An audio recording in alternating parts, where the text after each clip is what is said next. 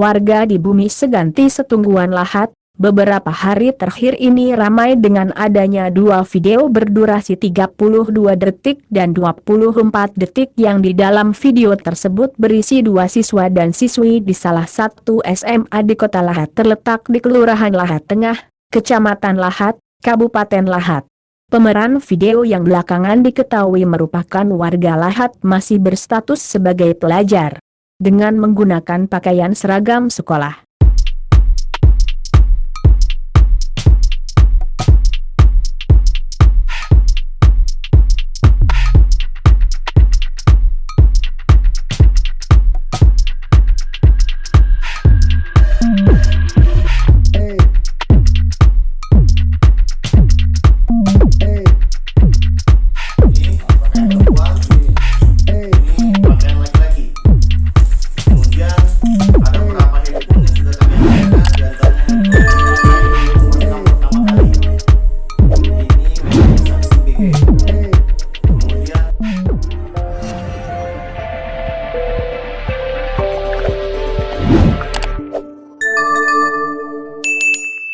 Dapatkan berita update dengan mengklik subscribe, lonceng dan berikan komentar.